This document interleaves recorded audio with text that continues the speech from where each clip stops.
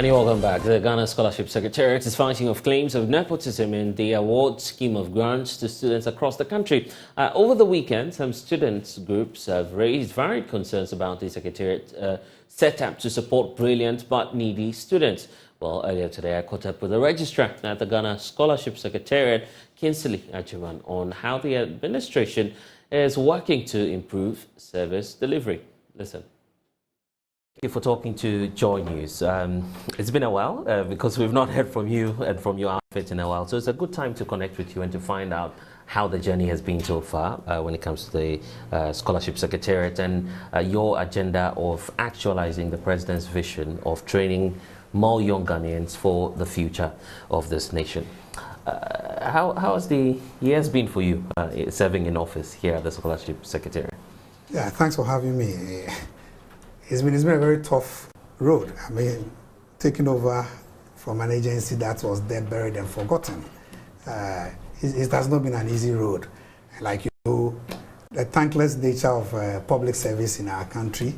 When a young man is given an opportunity, a whole lot of storms are thrown at him or her. So it's not been an easy road. That was expected. I mean, if you are dealing with a youthful population, as the data or the statistics clearly shows, majority of Ghanaians are the youth. Every youth is more or less eligible for scholarship.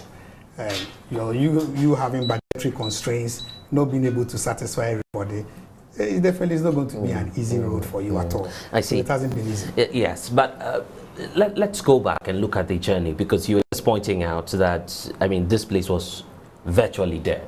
You had to come in and, of course, start the journey of revitalization. Have you put figures to it, and have you been able to actually track the progress of work? Yeah. I mean, from an obscure secretariat in terms of physical edifice, I remember very well when I walked into the corridors of Scholarship Secretariat some years ago, I was wondering if that was the place I was really going to work, because you could see the session, the place had been deserted. No activity was happening.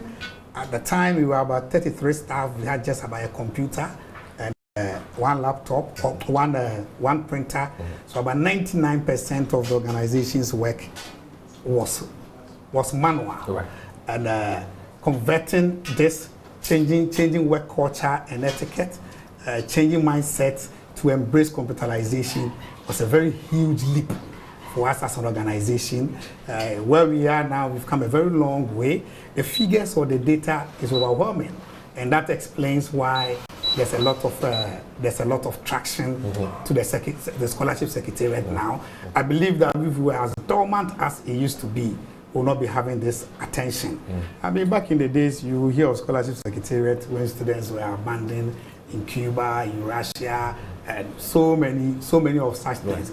But over the years, especially before COVID, we are now more receptive, more visible now through our decentralized and automation processes.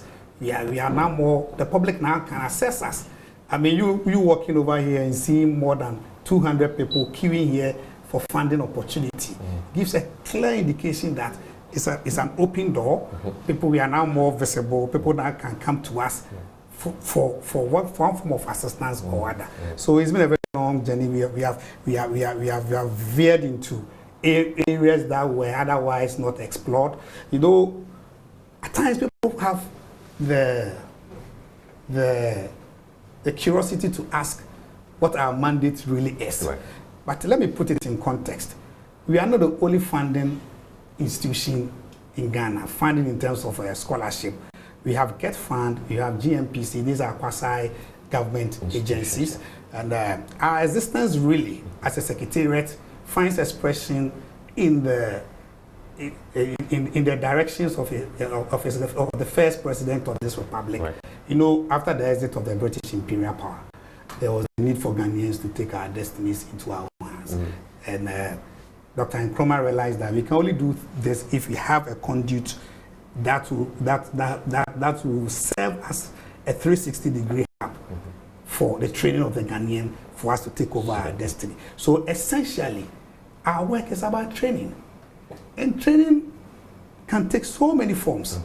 it is not the formal one that we think. The funding, giving money out. Yes, or giving money out, let's say, to do bachelors, to do masters, to do PhD, CPDs, continuous professional development in the areas that we lack as a nation. We also have opportunity to give. So it's a broad spectrum of activities that ought to have been happening here. Right. These were not happening till His Excellency the President was sworn in and gave opportunity to us. So we've made a lot of inroads. Okay. I'm talking of one computer, one printer, now to almost 100% digitization. The processes have of our processes. Do you see the leap? The mindset of moving people from manual ways of doing things. And I remember very well, and this is not to demean my staff. I remember very well when we started a computerization program, a work or a task that would have ordinarily taken a staff, let's say, through the manual process, let's say, 2 hours to do. We're taking them like 2 weeks, because we now have to train them on basic Microsoft Office, because they were going to be the custodians of the system, and you can't run a system where the custodian does not feel part of the system. So that kind of empowerment, the staff had it, and through the processes, seeking for funding from our partners, the banks and others, they were able to support us with computers, furniture, and we were able to move the Secretariat to where it is now. I must admit, our activities or our operations before COVID has not been same after COVID. Right. We'll talk about the post-COVID, because it's a crucial period for many parents, and in fact those who are seeking for funding to pursue further courses. But let's go back a little bit to talk about the digitization process. It means that almost all you now have moved online. The key concern, and this has been over the years, has been about transparency and the openness, as well as access to your platforms, and by extension the scholarship scheme. How has the agenda of digitization helped to, first of all, improve access, and also brought about transparency here at the Scholarship Secretariat?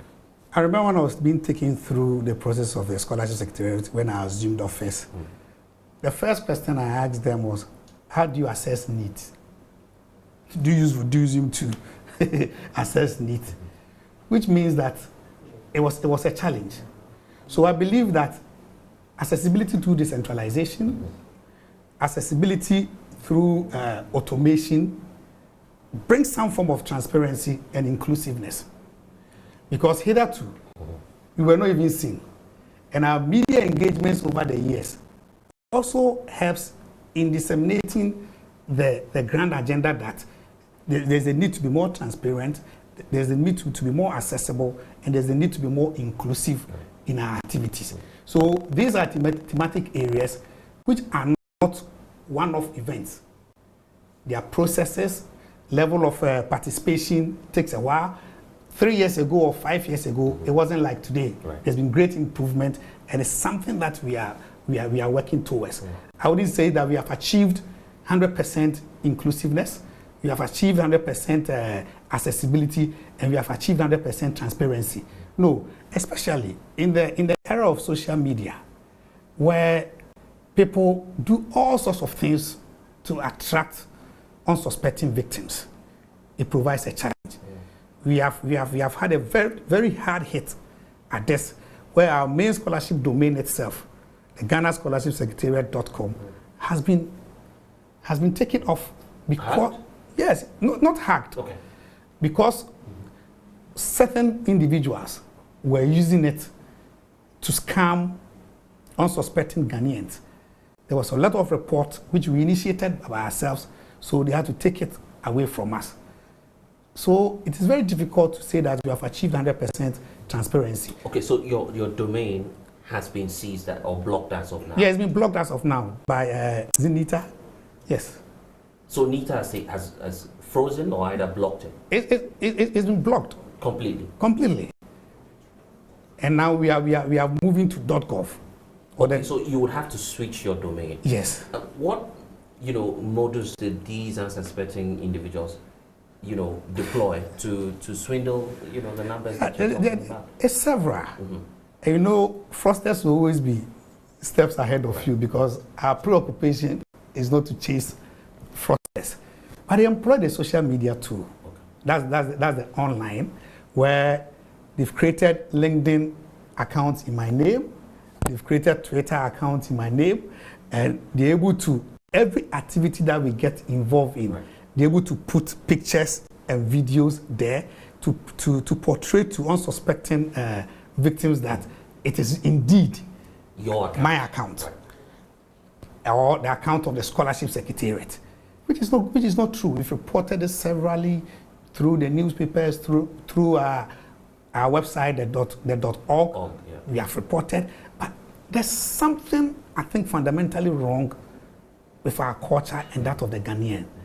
We still feel that if you approach a public office and you don't know that somebody, you may not be able to access the services of that particular office.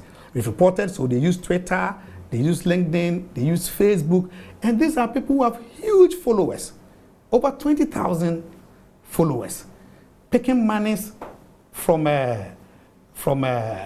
these members of the public. We only get to know when they get to a point where they must give credence to their nefarious activity. That is the letter, where they must have the scholarship letter.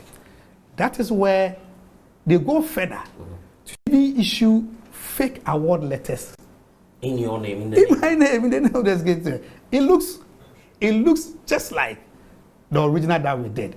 But there are a lot of validation processes that goes through for you to have your visa to travel. Not just our side, the embassies. So it is, and the schools themselves. Right. Because ordinarily you should have an admission into a school, you should have a scholarship letter, the school will validate it and give you an immigration document to present to the embassy. So it is at that point that most of the people get to? Yes. So when the schools ask for validation from us, right, being very cautious of the Data Protection Act in various countries, right, and that of Ghana, there's a way that we do with them. When they ask for, and we raise the flag, that this is not coming from us, because we have our own systems of checking.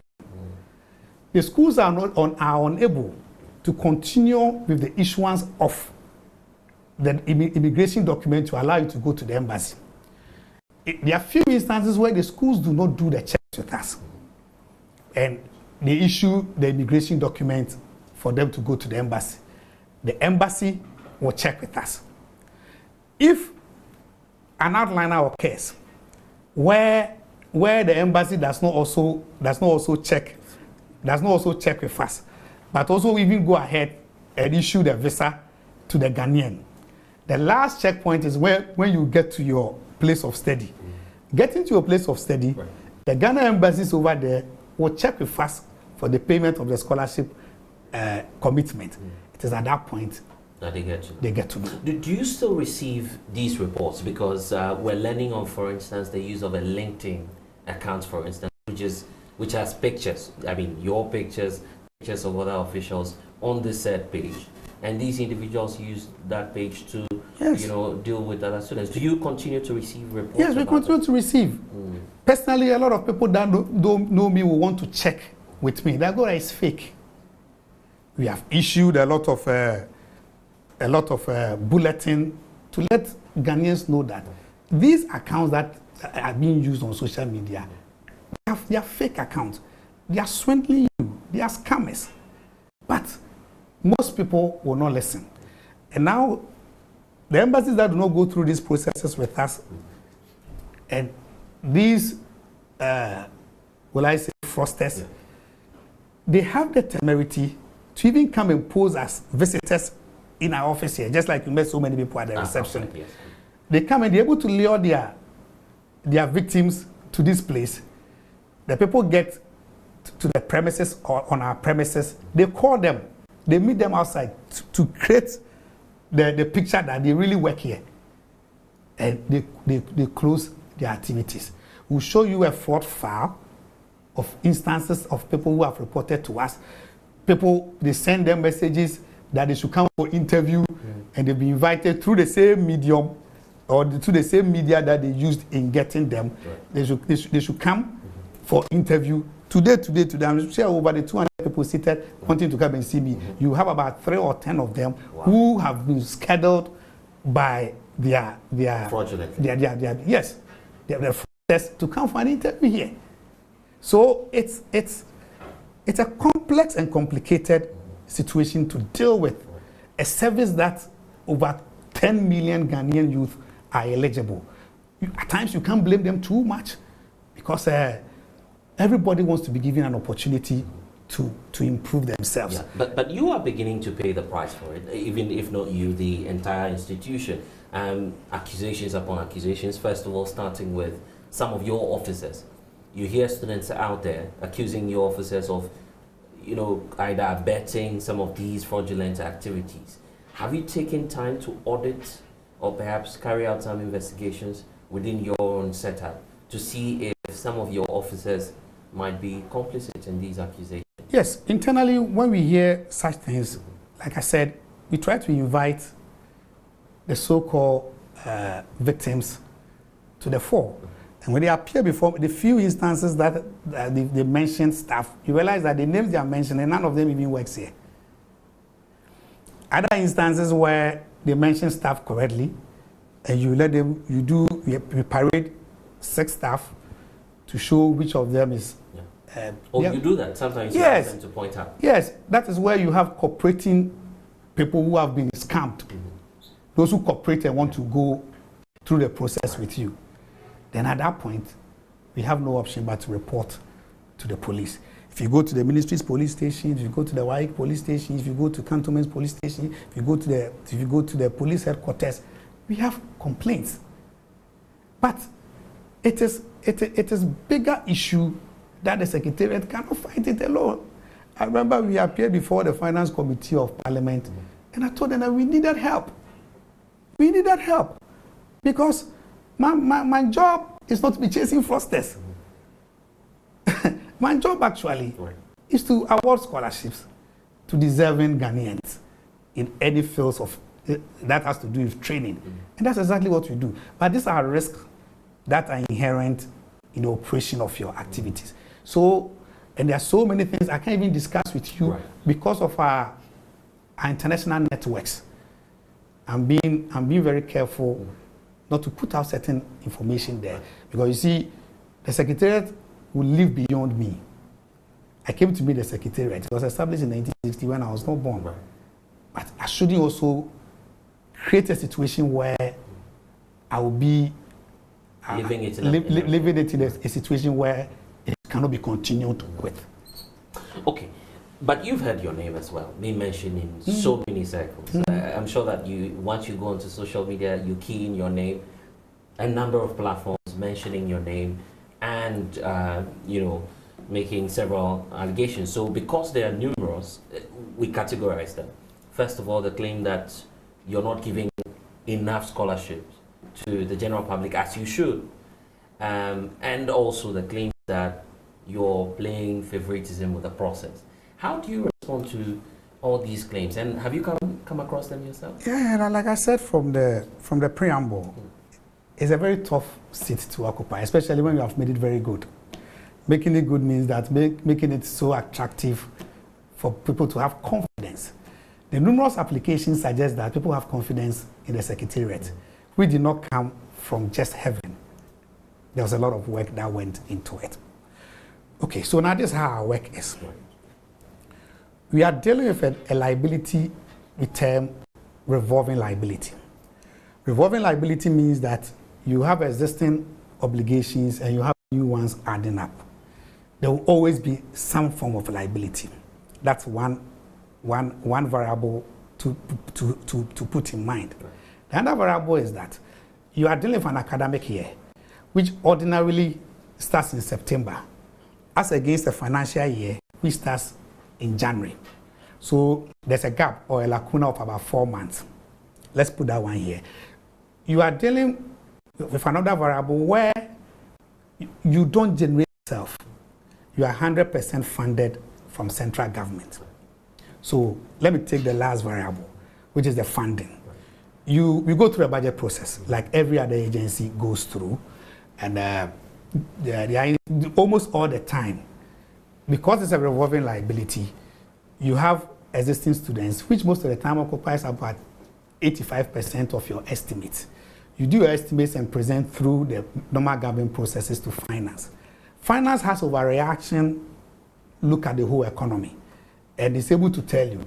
So for instance, per my estimates, because of existing liabilities and maybe the new ones that I want to do, I need 10 cedis to run the academic year or the financial year. Finance looks at it. You are not the only institution that is asking for. Fund, So maybe under the year of review, they can do 5 cedis for you. So without even starting anything, you are in deficit of 5. Now, post of COVID, you can't discuss scholarship liabilities or social services like this separately from the performance of the general economy. Per the last year's data that I cited on official document, the CD depreciated by about 56%. You see, you've been hit by 5 already. CD depreciating by 56 means that half of the 5 is already gone. So you have to manage with, let's say, 2.5 cedis, 2 cedis 50 pesos, or 3 cedis 50 pesos out of the 10 cedis that you wanted to have for your. It means that a lot more people will not have the opportunity. And the Ghanaian youth is very desirous. The Ghanaian worker is very desirous to acquire skills. What then happens naturally? Name calling. He didn't give it to us. He gave it to this. And definitely certain Ghanaians must have it. All of us cannot have it. So that is what happens. It's a tightrope. Now giving it to your party people, giving it to your cronies, giving it to your associates. If that were the case, then it means that issues of sale of scholarships and other things cannot be placed in the context. Does it mean that I'm taking money from my own party people, I'm taking money from my own associates, I'm taking money from my own family and friends? That cannot be. The number of 200 and so people seated in the office wanting an opportunity, how many of them do I even know? They come and you go through a process with them, which starts with the most fundamental document, especially those who want to go for schooling, either the diploma, bachelor's, or each of them must have an admission letter. And we look at it and we see what we can do. We can do all. For instance, if I open up, let me just open up on this information. I advertise for Commonwealth scholarships. You have about 2,000 Ghanaians applying. Unknown to them, maybe the slot given to Ghana, maybe less than 10. And you have about 200 plus. 2,000. 2,000 actually applying. And maybe they maybe give you 3. And we have the task of selecting 3 or 10. The public doesn't know this information. We don't need to put it out there. So there were 1,900 people who did not get it. Of course, extremely dissatisfied. And the tendency of bad-mouthing the whole process is so inherent with us. It's a very difficult tightrope. And for instance, our bilateral scholarships, which forms part of a bigger agreement or bilateral agreement with other friendly countries, all of them come with quotas. They come with numbers. So for instance, we are opening up a Hungarian scholarship. We have about 5,000 Ghanaians applying, but I have a limited number, maybe less than 100, to select from.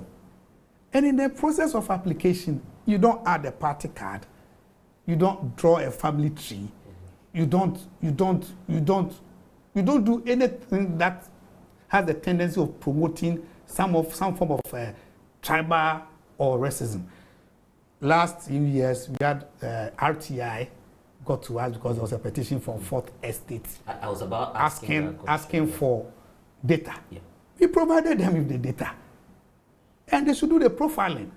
In fact, if I want to go into the nuances. So you've submitted that? Oh, long ago. And you're willing to publish? Well, it doesn't lie if it's published. Once the RTI has it, whatever they want to do, they can do it. Okay.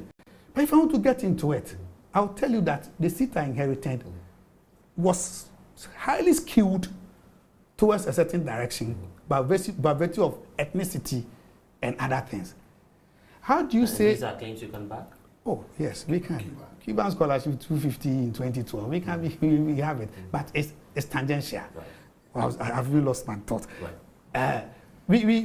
How do you say somebody has come to decentralized scholarship and still think that that person is promoting chronism and skewness?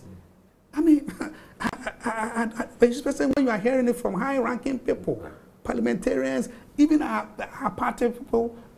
My party brought me here, and even the opposition. It kind of beats my imagination. But I've set up a district scholarship review committee for local scholarship, which has the district chief executive, the member of parliament or his or her rep, a member from the traditional authority that is dominant within the district, 2 people from our office here, and a rep from a tertiary institution or a GES district at the district level to do some form of assessment or validation before it comes to us.